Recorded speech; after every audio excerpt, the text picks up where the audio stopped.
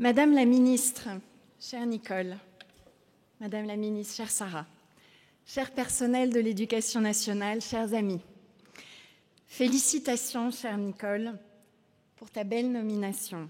Je suis heureuse pour toi, pour vous et pour cette institution que je respecte tant.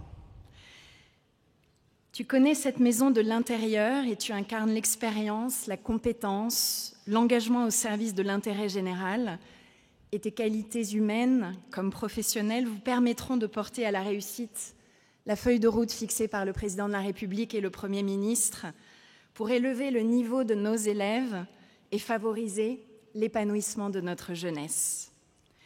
Je sais combien les défis sont grands, mais je sais aussi combien vous aurez à cœur de faire réussir l'éducation nationale, et vous y arriverez. Quel honneur de servir l'école et de pouvoir accompagner nos enseignants dans l'exercice de leur métier, un métier aussi magnifique qu'exigeant. J'ai une pensée chaleureuse pour toutes celles et ceux que j'ai pu rencontrer ces dernières semaines dans les écoles, en lycées professionnels, dans les collèges, et je veux les remercier pour leur accueil, pour la sincérité de nos échanges, pour leur sourire, il y en a eu des sourires, et pour leur dévouement. Je veux aussi remercier l'administration de ce grand ministère, ses directeurs et ses directrices qui m'ont tant transmis en si peu de temps. Je veux souligner l'action fondamentale de nos recteurs et de nos rectrices, de nos DAZEN dans les départements, de tous les personnels de direction, de l'encadrement, de nos chefs d'établissement, des inspecteurs, des directeurs et directrices d'école, qui sur le terrain forment l'ossature précieuse de notre politique éducative et ne ménagent pas leurs efforts pour mener à bien leur mission. J'ai apprécié chacune de nos interactions, ainsi qu'avec leurs représentants. Je voudrais dire toute mon estime à celles et ceux qui, au contact des élèves au quotidien, portent le magnifique projet de l'école. Nos professeurs, titulaires et contractuels, mais aussi tous les personnels de vie scolaire, nos médecins, nos infirmières et infirmiers, nos assistantes et assistants sociaux, nos AESH aussi, qui méritent la reconnaissance de la nation. Tout comme les conseillers d'orientation, les assistants d'éducation, les psy-EN et toutes celles et ceux qui aident notre jeunesse, parfois en proie au doute, au désarroi, à l'anxiété, à retrouver des repères, à reprendre force et confiance. Cette confiance qui devrait pouvoir ne jamais quitter nos enfants. C'est toute cette communauté éducative dans laquelle je veux évidemment inclure aussi les parents d'élèves que j'ai eu la chance d'approcher. Et à toutes celles et ceux qui sont le visage de notre école, je veux dire ma gratitude et mon admiration. Je voudrais aussi remercier mon équipe d'origine, celle des sports et des jeux avec laquelle nous avons tant et si bien construit depuis 20 mois, en proximité avec tous les acteurs du sport français. Mais aussi la petite équipe de la rue de Grenelle qui s'est engagée à mes côtés et qui m'a si vaillamment accompagnée ces dernières semaines. Merci à vous, chers collaborateurs, qui n'avez jamais faibli. Merci notamment à Morgane, ma directrice de cabinet. Merci à vous tous de n'avoir jamais douté, en dépit de ce que vous pouviez lire ou entendre, de qui j'étais vraiment, de ce qu'étaient mes valeurs et du sens de mon engagement. Je voudrais dire aussi à mes amis et à toutes celles et ceux qui m'ont soutenue que leurs messages, leurs attentions me sont allés droit au cœur. Merci à toute l'équipe derrière l'équipe, comme on dit dans le sport, pour tout ce que vous avez fait, y compris sur le plan matériel, logistique, pour que je puisse être à la tâche, malgré la tempête, 7 jours sur 7, jusqu'à la dernière minute, pour servir cette maison. Je voudrais aussi avoir une pensée pour ma sœur et pour mes 2 parents. Ils ont été les soutiens que l'on rêve d'avoir lorsque l'on croit au mot « famille ». Et je veux remercier mon mari, mon roc, et dire à mes enfants, Vincent, Thomas, Pierre, que je suis fière d'eux. Je suis fière de leur vitalité, de leur solidité. L'amour qui nous lie est le plus grand des boucliers et la plus belle des vitamines.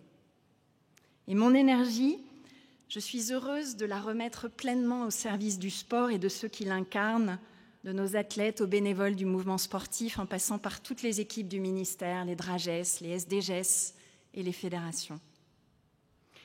Je remercie le président de la République et le Premier ministre pour leur confiance renouvelée et pour me permettre, aux côtés de nos élus et de tous nos partenaires, de poursuivre ma mission au service du sport et des Jeux olympiques et paralympiques, pour laquelle je continuerai à m'engager corps et âme.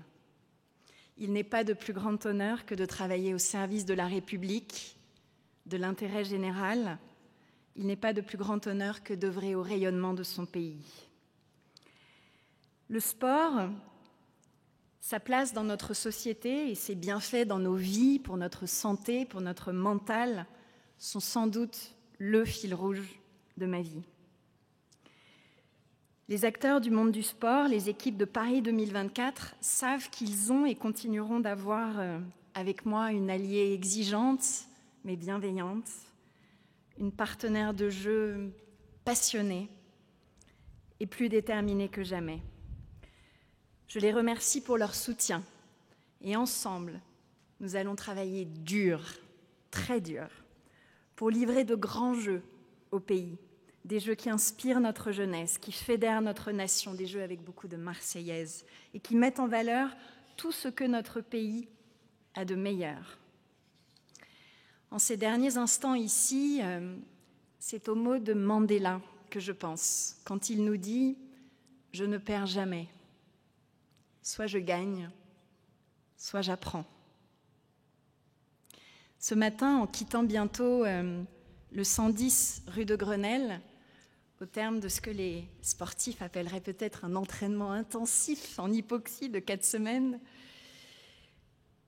je me sens plus aguerrie que jamais et le regard tourné droit devant, vers l'avenir, la tête haute, prête à soulever des montagnes pour servir mon pays. Chère Nicole, pour bâtir une nation sportive, j'ai compris que le sport à l'école était la mère des batailles. Remportons-la ensemble. Chère Nicole, pour bâtir une nation confiante dans son avenir, le président de la République et le Premier ministre nous l'ont dit. L'école est la mère des batailles. Remportez-la.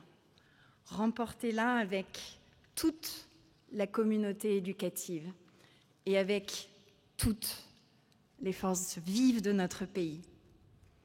Merci encore à toutes et à tous et à bientôt.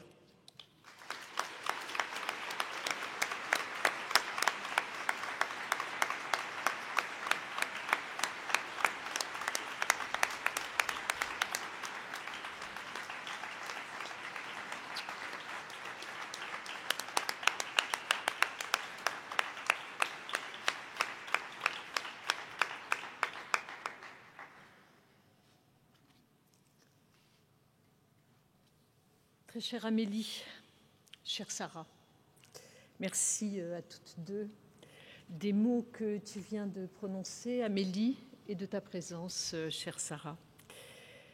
Mesdames les directrices, directeurs, mesdames les rectrices, les recteurs, les inspecteurs, les agents de ce ministère, je voudrais, par ces premiers mots, remercier et saluer le courage et l'investissement d'Amélie Oudéa-Castéra au sein de ce ministère. Nous sommes toutes les deux, je crois, des femmes engagées dans une vie politique qui parfois est brutale. Mais au fond, tout cela ne nous fait pas dévier d'un pouce de notre mission partagée, former des citoyens et porter haut l'idéal républicain. Rien ne nous empêchera d'agir en ce sens, d'agir encore et toujours, chacun à notre place, chacune à notre place. L'éducation nationale, mesdames et messieurs, c'est en quelque sorte mon milieu naturel, mon milieu d'origine. Par ma profession tout d'abord, puisque je suis professeur des universités, professeur donc. Par les différentes fonctions ensuite que j'ai eu l'occasion d'exercer, à la fois comme rectrice d'académie à Limoges et puis à Toulouse pendant 5 ans, à Toulouse et 3 ans à Limoges, et puis comme première vice-présidente de la région Midi-Pyrénées où j'étais alors en charge de l'éducation, de l'enseignement supérieur et de la recherche, et ce pendant 3 années. Et puis, pourrais-je ajouter, l'éducation nationale, c'est mon milieu d'origine par vocation, par passion pour le plus noble des métiers, celui d'enseigner. Je reviens aujourd'hui vers vous, acteurs de l'éducation nationale, dans un esprit de dialogue et d'écoute, et avec la ferme volonté de faire évoluer notre système éducatif.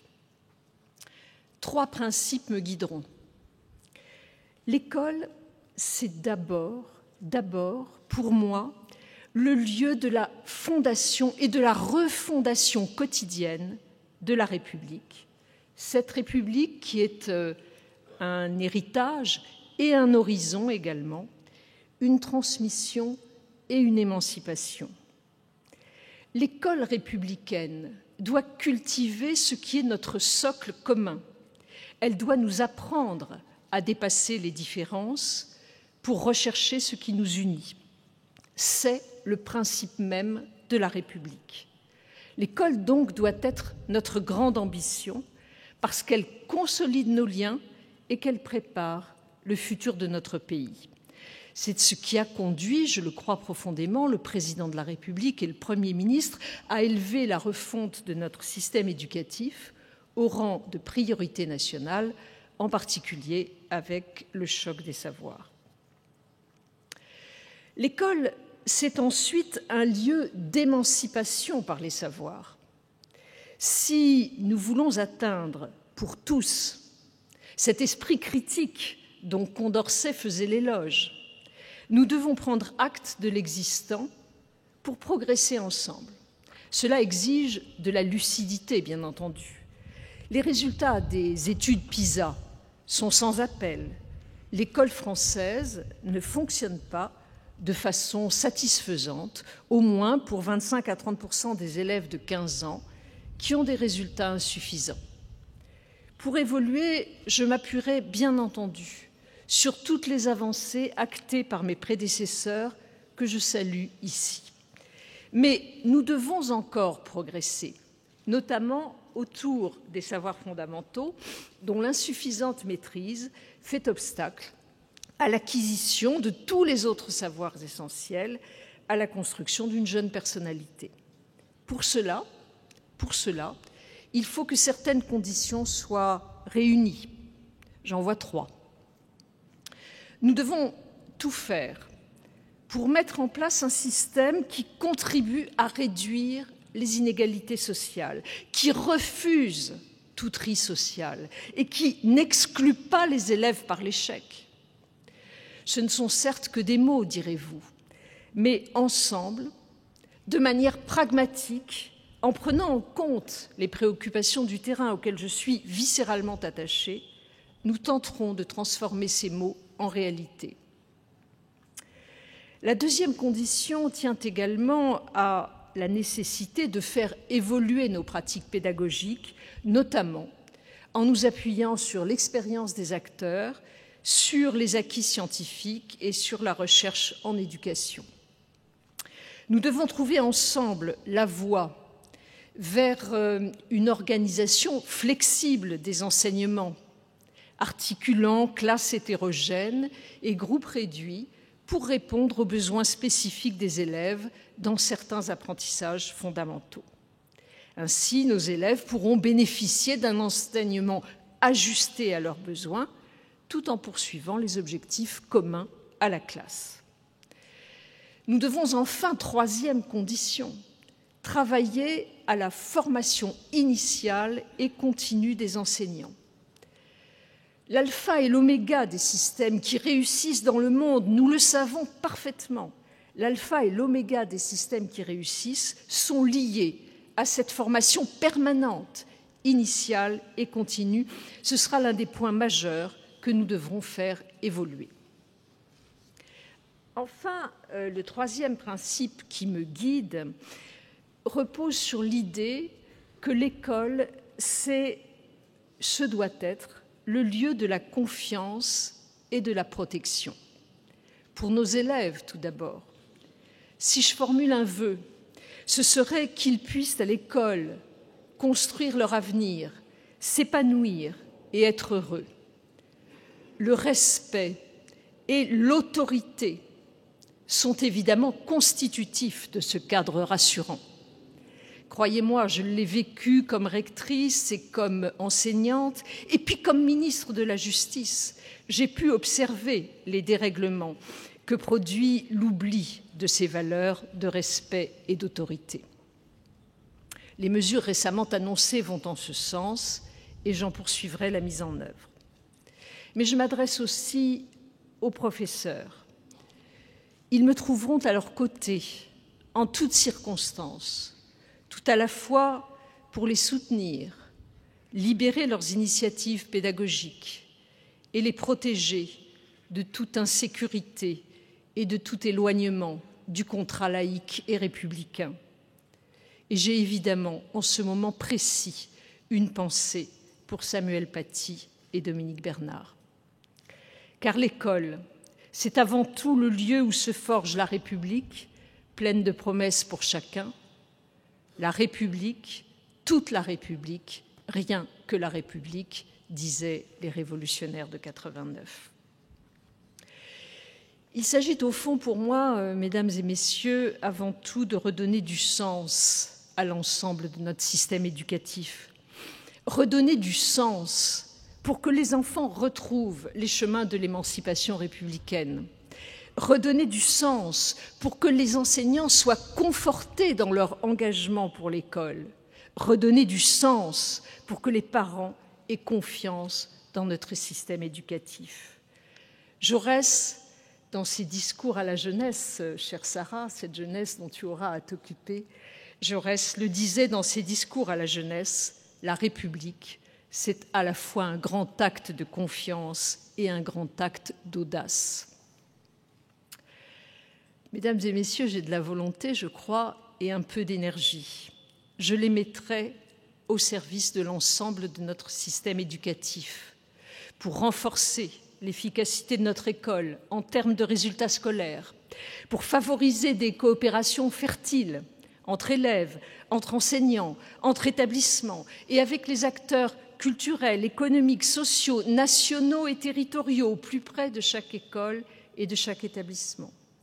Pour expliquer, enfin, encore et encore, le sens de notre action fondée sur les valeurs républicaines. Cela exige, de mon point de vue, la mise en place très rapide d'un dialogue avec les représentants des enseignants, des chefs d'établissement, des corps d'inspection et des parents d'élèves. Je m'y attacherai dès la semaine prochaine. Vous pouvez compter sur mon engagement, comme je sais pouvoir compter sur le vôtre. Merci encore à Amélie et à Sarah.